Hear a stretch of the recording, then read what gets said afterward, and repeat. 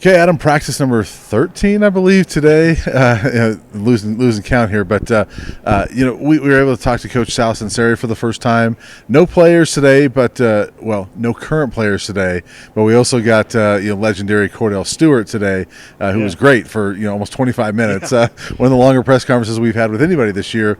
Great talker, obviously, but we're going to get to that. But let's start with Coach Sal Sunseri, and we also have to talk about transfer portal at the same time because his group is so impacted by all that. But just your first thoughts on this is the first time we've met Coach Sal. So your first thoughts.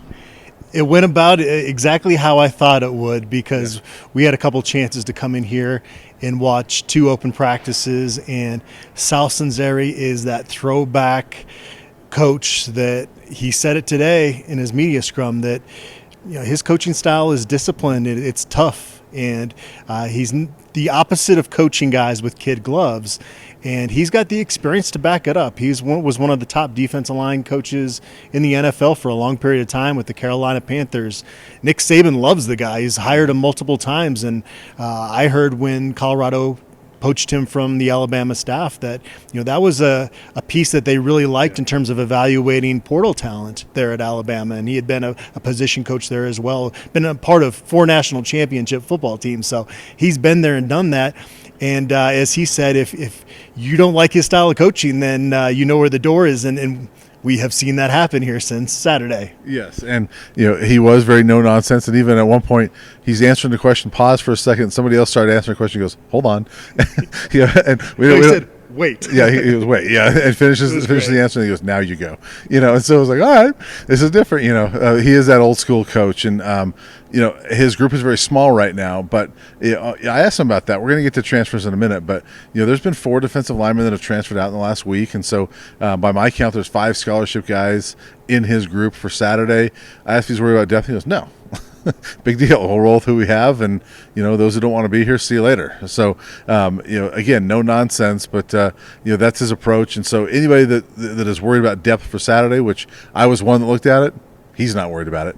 Well, he's not going to say that publicly, and they'll get that fixed through the transfer portal, but it puts a lot of pressure on him. And Coach Nick Williams, being known early on as a dynamic recruiter, to cultivate depth in that room, that has become the number one need. But it's not surprising, outside of maybe Naeem Rodman, there hasn't been surprise defections in there. That 2021 defensive line class with the 3 guys that have hit the portal, those weren't highly regarded guys or highly recruited kids coming out of high school. And I do think Tyus Martin, who got an offer from Jackson State, interestingly enough, since he's hit the portal, has the ability to be a good player down the road. But they're looking for guys right now that can help them win. And I think those are developmental pieces that they just don't have the room for on this roster to develop at this point. Yeah.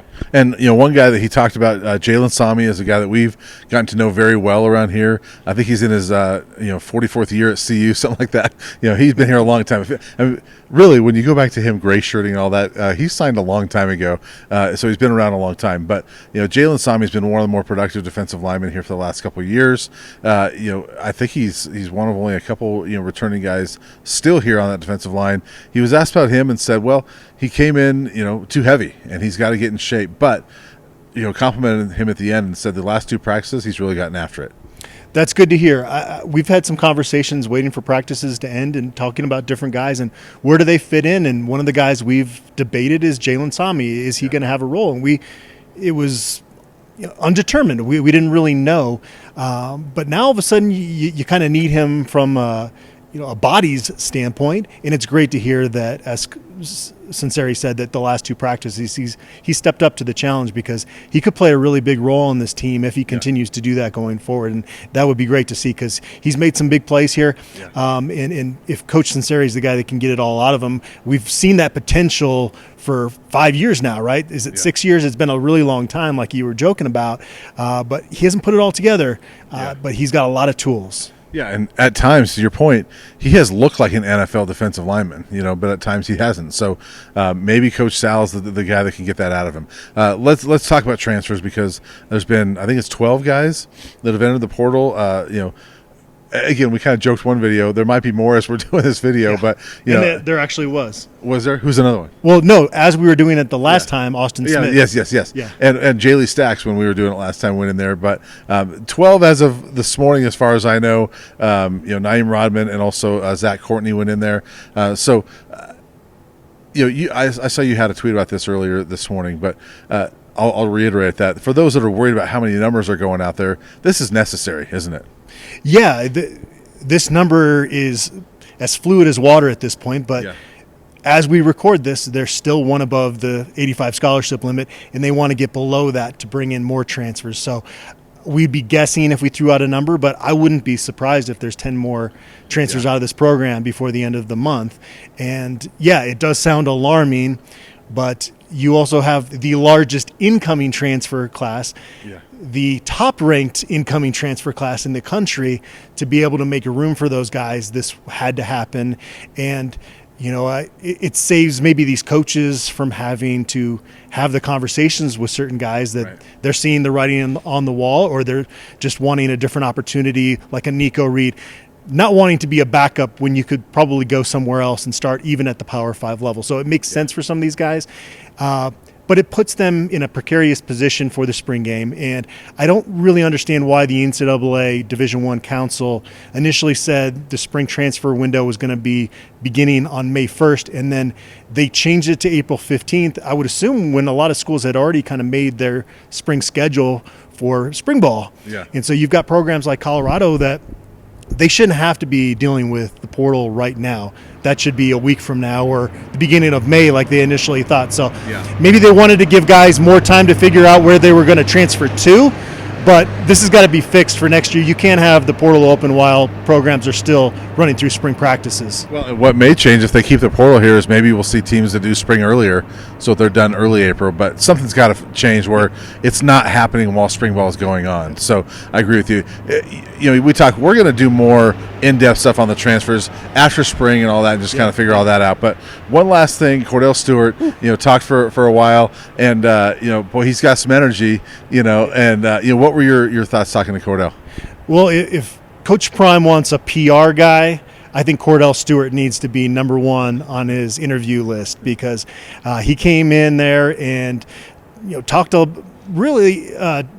about Coach Prime and why he's successful as a coach, but also talked some real too, that talked about maybe the country club atmosphere that can take place in a place like Boulder, where people go to relax, and maybe it turns into a spa type of atmosphere, whereas you lose that competitive edge. And obviously, he said with Coach Prime, that's not going to happen. So it was interesting to hear him talk. He shared a lot of good stories, and he's clearly keeping a close eye on this program. And even during the downtimes, he went through and listed off all the coaches that have been here since he graduated. So since he went to the NFL. So it was a cool talk. And he even doesn't shy away from the most iconic play in Colorado football history. He loves coming back here and talking about it, which is cool. Yeah, and you mentioned he kind of keeps it real a little bit, and I liked when he was asked about Shedeur. Even there's been so much hype around Shedeur Sanders, and even when he was asked about him, he kind of said, "Well, I saw him today for the first time, and he was nice quarterback. He makes a lot of good throws, and he said, look, worst case scenario, he's gonna be better than the bottom tier of the Pac-12. So I like that he didn't come out here and say, oh man, he's all world, he's gonna be one of the best quarterbacks, because I think that we do have to sort of temper our expectations a little bit for Shedeur and some of these guys that haven't been at this level yet. Now, he said football is football. He's going to go out and be really good, but how good? We'll have to see. And so I kind of like that real answer from him. Well, so much of this is just the comparison game that people are making. When is the last time the Pac-12 was as deep and talented at the quarterback position as it is right now?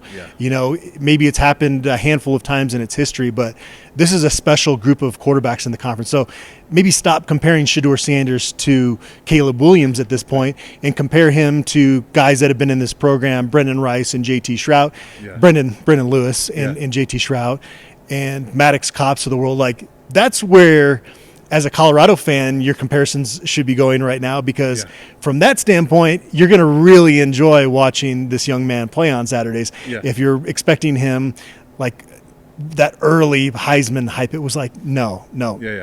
pump the brakes on that. Maybe next year, if he's top half of the conference this year, and certain guys are going to move on, obviously, but it's too early for that type of national attention. Right. And to Cordell's point, compare him, if you want to compare Pac-12 wise, compare him to, what does Cal have? Stanford, Jaden Delora at Arizona, Drew Pine at Arizona State.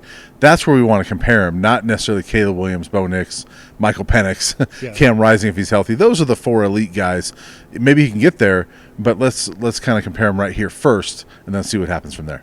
Yeah, no, it's great to see all these former Buffs come back here, and now they get to, when they head back home, wear their CU gear in the grocery store and be proud of it. It's just crazy. As Kordell Stewart mentioned, they are number 2 in merchandise sales here this offseason. It's just incredible. Yeah, he joked, he's got friends in Atlanta that have never been west of the Mississippi that want tickets to Saturday's game. A lot of you have tickets to Saturday's game. Adam and I are going to talk one more practice on Friday before Saturday's game.